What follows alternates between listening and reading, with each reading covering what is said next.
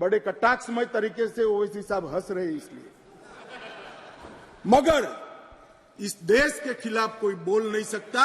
इस देश कानून के मुखालिफत में खड़ा हूं। सच्चाई हमारे मुल्क में यह है कि इस ऐवान में जिन पर टेररिज्म का चार्ज है वो इस कानून पर वोट डालेंगे कि टेररिज्म क्या है नहीं है। मैं तैयार हूं मरने के लिए। तुम मारोगे क्या? बोलो, कहां मारोगे बताओ। अरे तुम अभी ओवैसी साहब हंस रहे हैं। ओवैसी साहब, मैं भी थोड़ा साइकोलॉजी पढ़ा हूं, विज्ञान का विद्यार्थी हूं। फिर इनके मन में है कि आपने बदल कर रख दिया। मान्यवर, मैं कहना चाहता हूं, हमने राजद्रोह की जगह देशद्रोह की स्थिति रखी।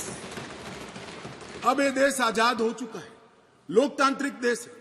शासन की टीका तो कोई भी कर सकता है, किसी को भी करने का अधिकार है। इसके लिए इस देश में अब किसी को जेल में नहीं जाना पड़ेगा, चाहे हमारा शासन। मैं फर्क समझाता रहा हूं, जो बड़े कटाक्षमय तरीके से ओवैसी साहब हंस रहे इसलिए, मगर इस देश के खिलाफ कोई बोल नहीं सकता। इस देश के हितों को कोई नुकसान कर नहीं सकता। इस देश के झंडे, इस देश की सीमाएं, इस देश के संसाधनों के साथ अगर कोई खिलवाड़ करेगा तो निश्चित रूप से उसको जेल में जाए, और जेल में जाना चाहिए। मानिए, ये हमारी सरकार का ट्रस्ट है। इस देश की सुरक्षा किसी भी की सुरक्षा से सबसे ऊपर होनी चाहिए, सुप्रीम होनी चाहिए, सबसे पहले राष्ट्रपति। इसलिए जो लोग राजद्रोह हटाकर हम देशद्रोह की धारा लाए हैं, इनको अपने विचारों के कपड़े पहनाने का प्रयास करते, इसलिए मैं इस पर डिटेल में बात करता हूं। मान्यवर, आईपीसी 124C, उसमें शब्द प्रयोग था सरकार के खिलाफ की गई बात। मेरी बात ध्यान से सभी सदस्य सुने। अंग्रेजों ने बनाए हुए कानून में लिखा था 124C, सरकार के खिलाफ की गई बात।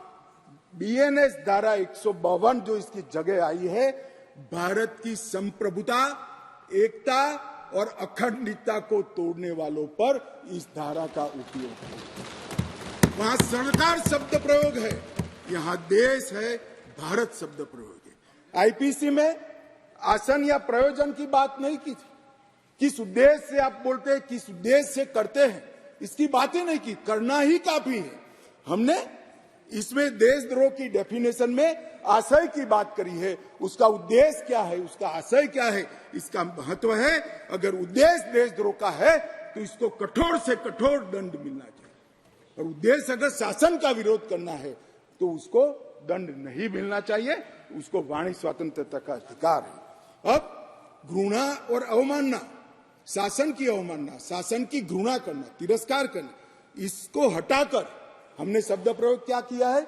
सशस्त्र विद्रोह, विध्वंसक गतिविधियां और अलगाववादी गतिविधियां शब्द प्रयोग। और अगर कोई कहता है सशस्त्र विद्रोह, बम धमाके, गोलीबारी और विध्वंसक प्रवृत्ति करने के बाद भी कोई जेल में नहीं जाना चाहिए, तो मैं इस विचार से इत्तेफाक नहीं रखता हूं। ये जेल में जाने ही चाहिए, सजा होनी ही चाहिए।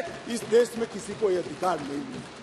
मान्यवर, मैं इसलिए कहता हूं कि कुछ लोग ये नए इनिशिएटिव को अपना कलर देने का प्रयास कर रहे हैं, मगर आपका कलर, आपकी सोच, आपके विचार, आपकी नजर आपको मुबारक हो। हम तो संविधान की स्पिरिट को लेकर आगे चलने वाले लोग हैं।